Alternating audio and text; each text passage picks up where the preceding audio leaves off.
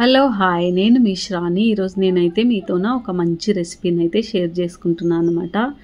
ఇది చాలా చాలా బాగుంటుంది. టేస్ట్ అయితే సూపర్ ఉంటుంది అనమాట. మీరు కూడా తప్పకుండా ఈ రెసిపీని చూసి తప్పకుండా ట్రై చేయండి. ఓకే, ఇప్పుడు వాటి కోసం మనమైతే ప్రిపేర్ అవుదాము. ఇప్పుడు స్టార్ట్ చేసుకుందాం. నేను ఇక్కడ బీన్స్ బాగా ఎక్కువ కట్ చేసుకున్నా. క్యారెట్, కరివేపాకు, కొత్తిమీర, ఉల్లిగడ్డ, పచ్చిమిర్చి తీసుకున్నాను అనమాట. బీన్స్ ఎక్కువ తీసుకోవాలి. అండ్ ఆలుగడ్డ కట్ చేసుకున్నా. ఇట్లా సన్నగా మీరు కూడా సన్నగా కట్ చేసుకోండి. నెక్స్ట్ వచ్చేసి ఇప్పుడు ఒక గిన్నె తీసుకున్నా. గిన్నెలో ఆయిల్ వేసుకుందాము. ఓకే, ఆయిల్ వేసుకున్న తర్వాత ఇందులో సోంపు, జీలకర్ర, చెక్క, లవంగ, ఇలాచి తీసుకున్నాను అనమాట. నేను సోంపు కంపల్సరీ రైస్కి. ఓకే, ఇప్పుడు ఉల్లిగడ్డ వేసుకుందాం. ఇది వేగిన తర్వాత పచ్చిమిర్చి కూడా వేసుకుందాము. ఓకే, నెక్స్ట్ వచ్చేసి ఇది కొంచెం వేగిన తర్వాత మనం ఇందులో బీన్స్, క్యారెట్, ఆలుగడ్డ వేసుకుందాం.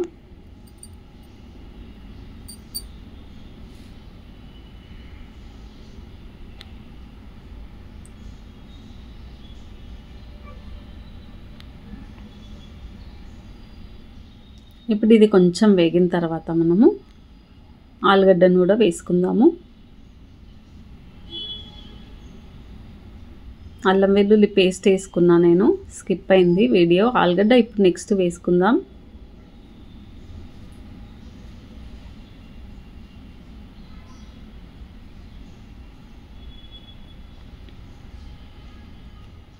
ఇవి కూడా బాగా మగ్గాలన్నమాట కొంచెము.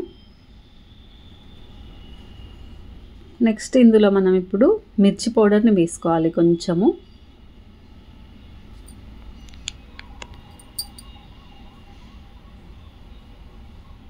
ఓకే, ఇది బాగా మగ్గింది కదా.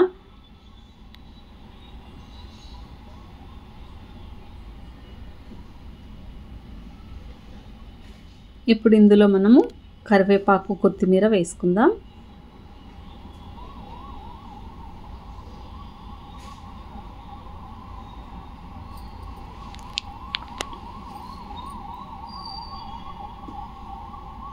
నెక్స్ట్ ఇందులో ఇప్పుడు మనం ఉప్పును వేసుకుందాం.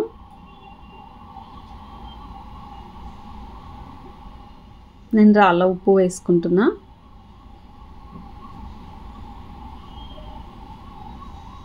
ఇంకా తర్వాత మనం పెరుగుని కొంచెం మజ్జిగలాగా చేసుకోవాలన్నమాట.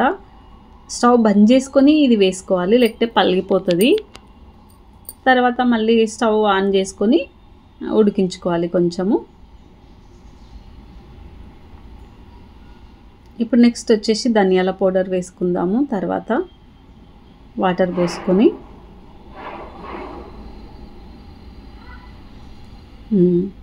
ఓకే, ఇప్పుడు ఇది మరిగిన తర్వాత మళ్ళీ మనం నార్మల్ రైస్ని తీసుకుంటున్నా. నేను కడుక్కున్న నార్మల్ రైస్ని వేసేసుకుంటున్నా. మీరు మీ ఇష్టం, బాస్మతి రైస్ అన్న వాడచ్చు. ఓకే, ఇప్పుడు ఇది కలుపుకుందాం బాగా. మెయిన్ ఇంగ్రీడియంట్ ఏమంటే దీంట్లో మనకి సాంబార్ పొడి అన్నమాట. ఓకే, నేను మ్యాంగోది వాడుతున్నా. మీ ఇష్టం, మీతోనే ఏ సాంబార్ ఉంటే అది వాడండి. ఇది సాంబార్ వెజిటేబుల్ రైస్ అన్నమాట. చాలా చాలా బాగుంటుంది టేస్ట్ అయితే. ఓకే, ఇప్పుడు ఇది ఉడికేటప్పుడు మనం కొంచెం నెయ్యిని వేసుకోవాలి. అయితే నాది ఈ వీడియోలో స్కిప్ అయిపోయింది అనమాట, డిలీట్ అయింది. ఇందులో నేను ఉడికేటప్పుడు వేసుకున్నాను అనమాట. మీరు కూడా వేసుకోండి.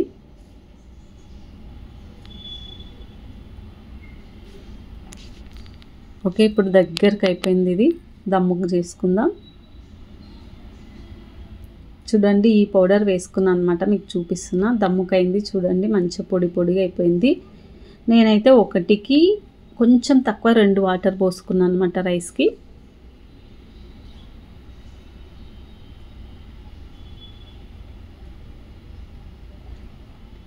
ఓకే, ఇప్పుడైతే దమ్ముకు పెట్టేద్దాం, మూత పెట్టేసుకొని.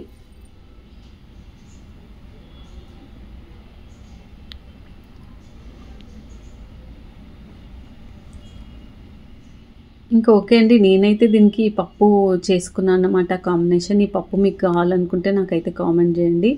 చాలా చాలా బాగుంటుంది ఈ రైస్కి. ఇప్పుడు నాకైతే రైస్ దమ్ముకు అయిపోయింది. ఇక్కడ గిన్నెలో తీసుకున్నా.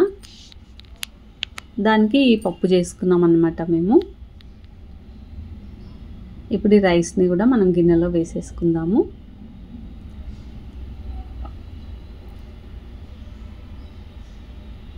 చూడండి ఒకసారి పొడి పొడిగా బాగా అయిందనమాట. ఇప్పుడు హ్యాండ్తో చూపిస్తాను. మనం కరెక్ట్ వాటర్ పోసుకుంటే మనకు కరెక్ట్గా అవుతుంది. మరీ మెత్తగా కాకుండా ఇట్లా అయిపోయింది. మీరు కూడా ఇది చూసి తప్పకుండా ట్రై చేయండి. మీకైతే ఈ పప్పు కావాలనుకుంటే నాకు కామెంట్ చేయండి. దీని కాంబినేషన్ చాలా చాలా బాగుంటుంది. మీరు కామెంట్ చేస్తే నేను తప్పకుండా మళ్ళీ పప్పుని మీతోనే షేర్ చేసుకుంటాను అనమాట. Okay bye. మరి నెక్స్ట్ మరో వీడియోతోన మీ ముందుంటాను.